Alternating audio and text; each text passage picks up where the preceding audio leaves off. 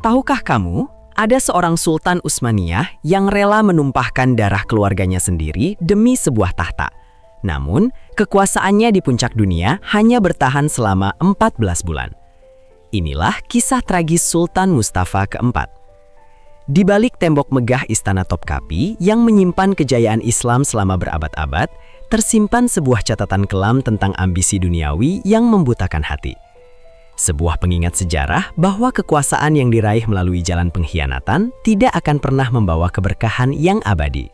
Di awal abad ke-19, Kekaisaran Utsmaniyah berada di persimpangan jalan. Sultan Selim III, pemimpin yang sah saat itu, berusaha melakukan pembaruan untuk menyelamatkan negara.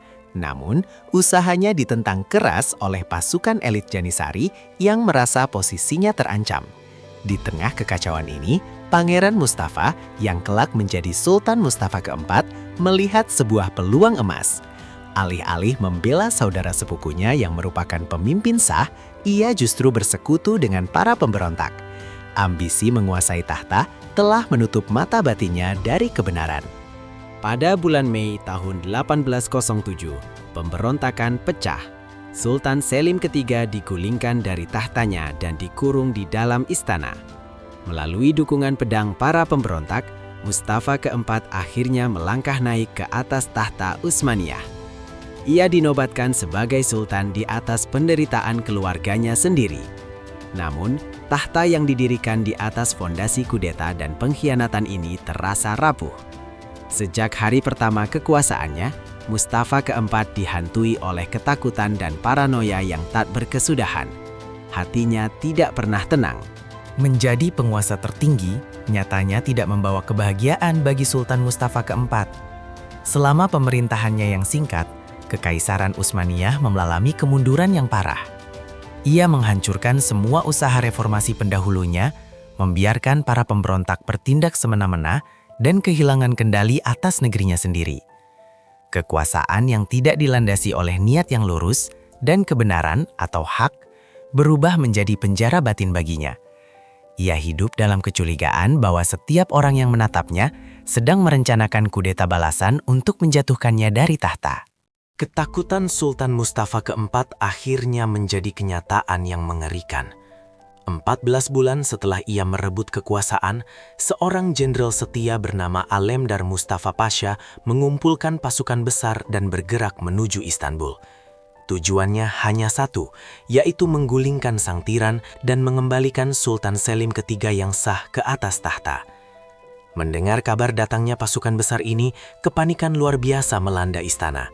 Mustafa keempat menyadari bahwa mahkota yang ia curi dengan darah kini akan segera lepas dari kepalanya. Dalam kepanikan dan keputusasaan yang membutakan akal sehat, Sultan Mustafa keempat membuat keputusan yang paling keji.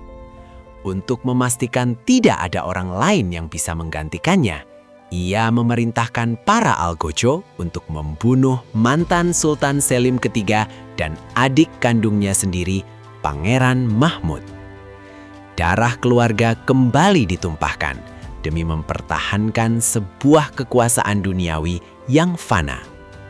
Selim III pun wafat syahid di tangan para algojo. Sebuah tragedi memilukan yang mencoreng sejarah panjang kekhilafahan Utsmaniyah dengan noda hitam. Namun, rencana keji itu gagal menyelamatkan tahtanya.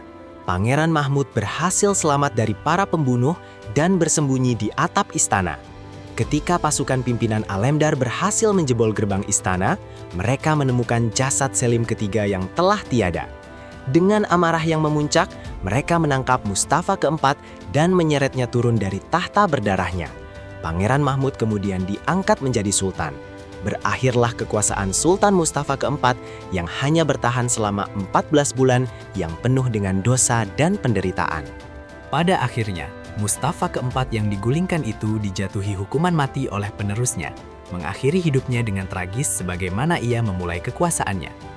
Kisah kelam dari masa lalu Kekaisaran Utsmaniyah ini memberikan pelajaran berharga bagi kita semua, bahwa sehebat apapun kedudukan dan kekuasaan duniawi yang berhasil direbut, apabila tidak didapatkan dengan cara yang benar dan berlandaskan kebenaran atau hak, ia tidak akan pernah membawa keberkahan. tahta berdarah hanya akan melahirkan kehancuran bagi siapapun yang mendudukinya.